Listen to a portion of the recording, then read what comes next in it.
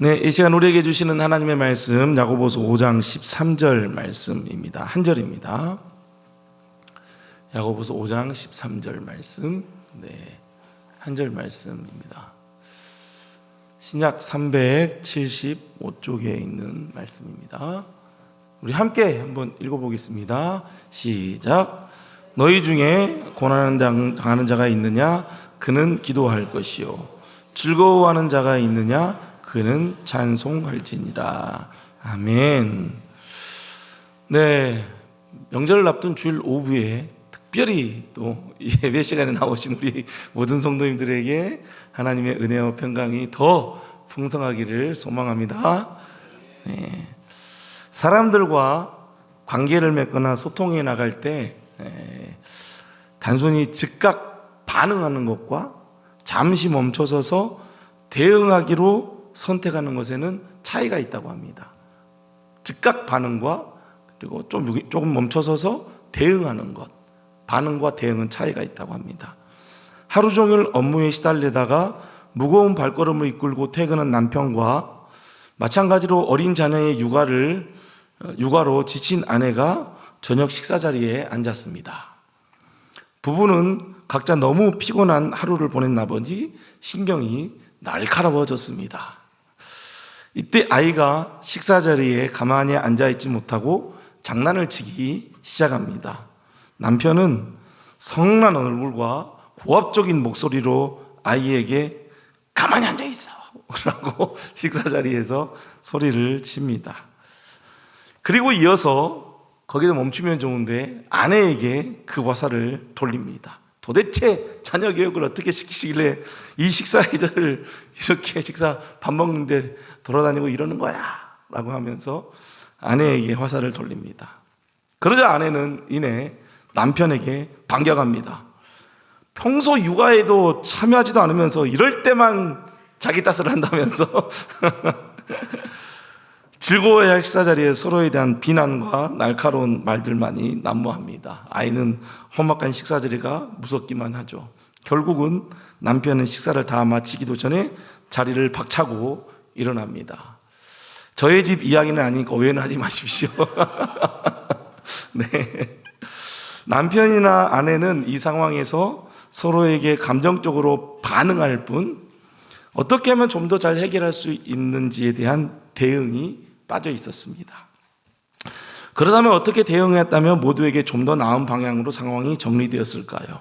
남편은 아이의 행동에 감정적으로 화가 났다는 사실을 인지하고 바로 반응하지 말고 차분히 감정을 가라앉히는 것이 우선입니다. 그런 후에 아이에게 식사 예절에 대해 잘 설명해주고 일단 즐겁고 평화롭게 식사를 마치는데 중점을 두어야죠. 그리고 적절한 때에 아내와 함께 감정이 다 눌러진 이후에 아내와 함께 자리에 앉아서 아이에게 올바른 식사 예절을 어떻게 하면 교육을 할 수 있을지 상의해 나가면 됩니다. 이처럼 인생의 중요한 문제나 큰 역경뿐만 아니라 우리 인생에서 만나게 되는 크고 작은 문제나 갈등 상황에서도 반응하기와 대응하기 중 어떤 태도를 취하느냐에 따라서 결과는 생각보다 큰 차이가 난다고 합니다. 이 글은 제 이야기가 아닙니다. 장승용 정신건강의학과 전문의가 쓴 글입니다. 이제 좀 신뢰할 하겠죠? 제 말이 아니니까요. 정신의학과 전문의가 쓴 글이에요. 오늘 말씀에서 보면은 두 가지가 나오죠. 고난과 즐거움입니다.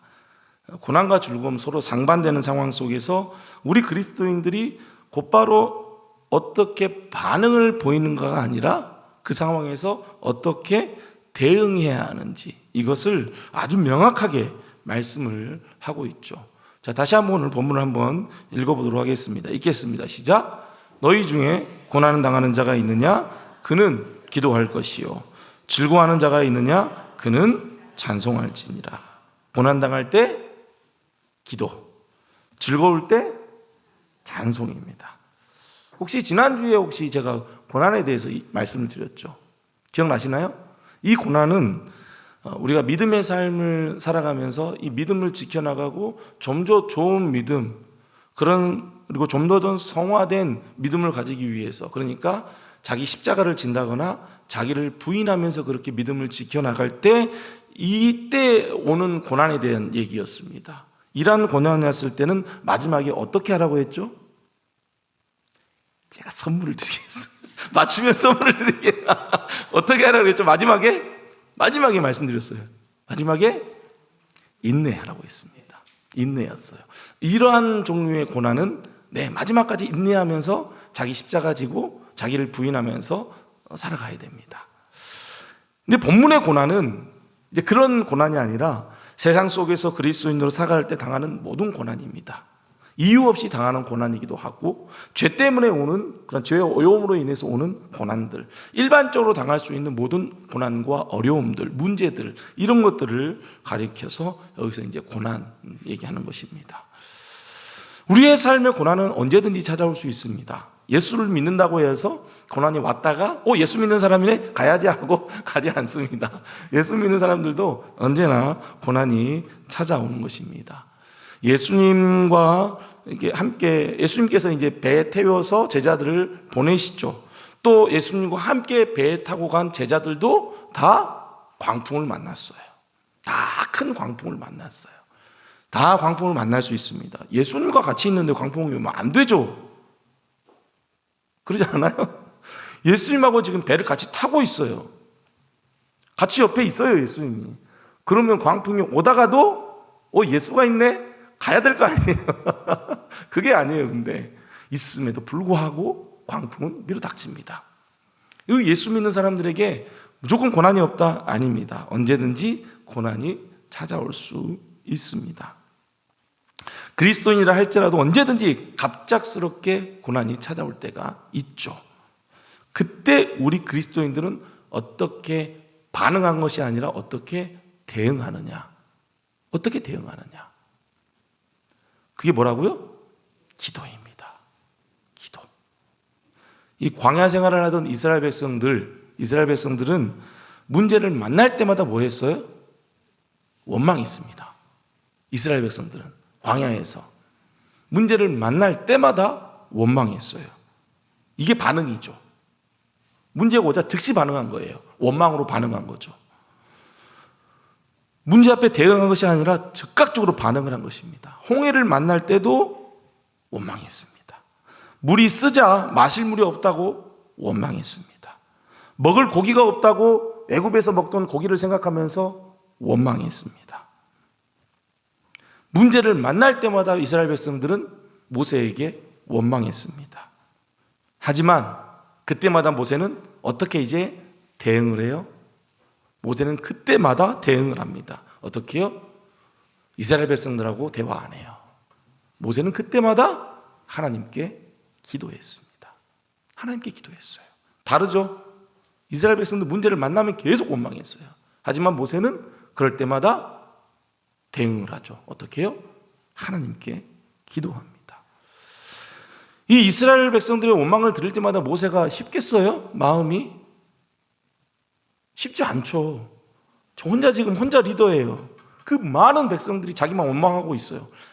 좀 애굽으로 그냥 갔으면 좋았는데 왜 애굽에서 놔두지 여기 와가지고 우리를 죽이느냐 이렇게 원망을 하잖아요. 얼마나 힘들었겠어요. 모세도 힘들었습니다. 그때 모세는 대응을 하죠. 하나님께 기도했습니다. 하나님께서는 홍해를 갈라주셨죠. 마라의 쓴물을 달게 하셨습니다. 만나를 주셨습니다. 여러분, 고난이 찾아올 때 원망이 아닌 기도의 자리로 나아갈 수 있기를 소망합니다. 그것이 그리스도인들의 삶의 매뉴얼입니다. 삶의 매뉴얼이에요. 그리스도인의 삶의 영적 매뉴얼이에요. 여러분, 기도한다는 것은 그러면 누구를 찾는 거예요? 누구를 찾는 거예요?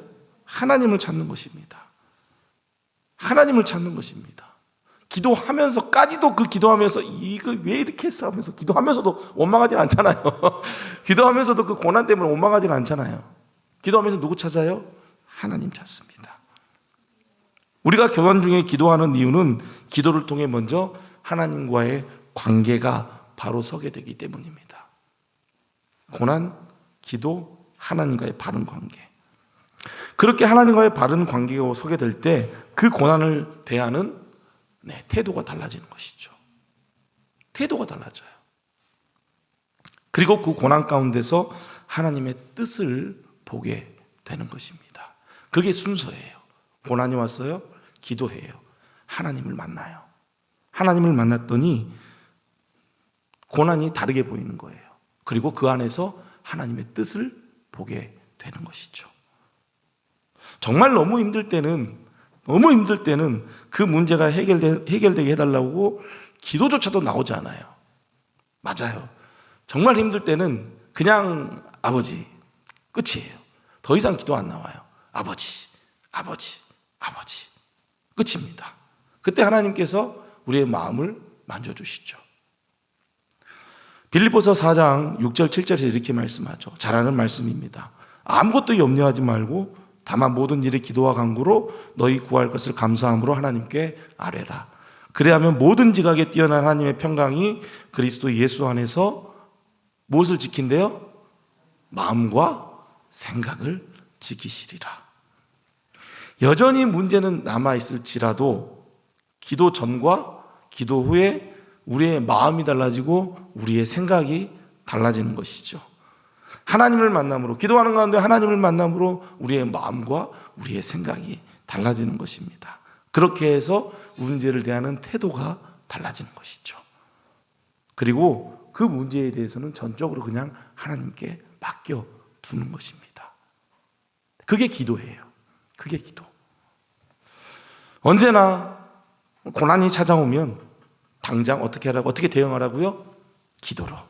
기도의 자리로 나오는 이 영적인 대응 매뉴얼, 우리의 매뉴얼을 가지고 정말 여러분들의 신앙생활을 하면서 삶을 살아가면서 고난을 만날 때 즉각적으로 기도로 대응할 수 있기를 소망합니다. 또한 우리 인생은 고난만 있는 것이 아니죠. 그렇죠? 고난만 있는 것이 아닙니다. 오르막길이 있으면 어때요? 시원하게 내려갈 수 있는 즐거운 내리막길도 있는 것입니다. 즐거움, 기쁨이 찾아올 때가 있습니다. 그런데 즐거울 때 어떻게 대응하라고 해요? 어떻게 대응하라? 찬송하라. 즐거울 때 찬송하라. 여러분, 즐거울 때 가장 쉽게 범할 수 있는 죄가 뭔지 아세요? 교만입니다. 일들이 잘 되고 즐겁고 행복할 때 가장 쉽게 찾아올 수 있는 죄가 교만입니다. 그래서 이 말씀은 자랑하지 말라, 마음을 놓지 말라, 높이지 말라, 내가 잘해서 이렇게 성공했고 즐거운 일이 있다고 착각하지 말라, 이 말씀이에요.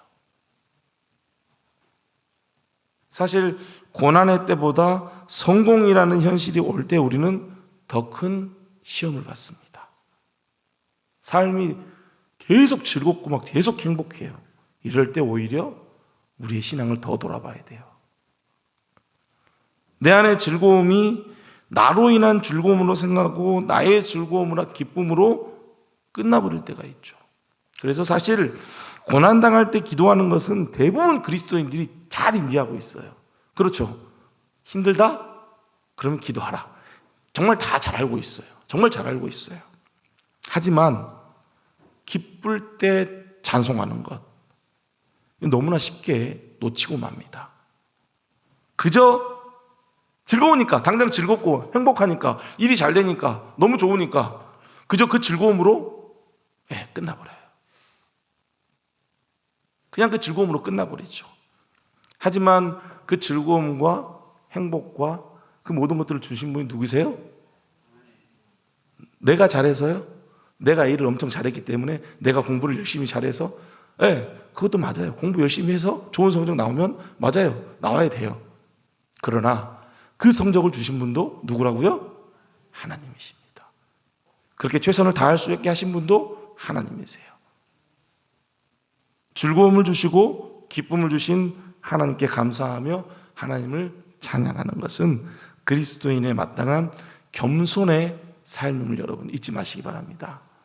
오히려 여러분 기쁠 때, 정말이에요, 오히려 기쁠 때, 오히려 행복할 때 더 조심하고 더 하나님 바라보고 하나님 찬송할 수 있기를 소망합니다. 여러분, 그렇게 기도와 찬송은 모두 하나님과의 관계입니다. 내 문제가 해결되고 내 일이 기쁘고, 아니요.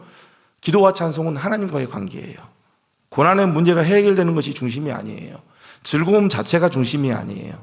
기도와 찬송을 통해 하나님과의 관계가 회복되는 것이죠. 하나님과의 관계가 바로 서는 것입니다. 그로 인해서 하나님의 역사하심을 계속해서 경험하게 되는 것이죠. 여러분, 고난이 왔을 때 기도하며, 즐거울 때 뭐하라고요? 즐거울 때 뭐하라고요? 찬송. 일이 잘 되면은 찬송해야 됩니다. 하나님을 찬양해야 됩니다. 정말이에요. 찬양해야 됩니다.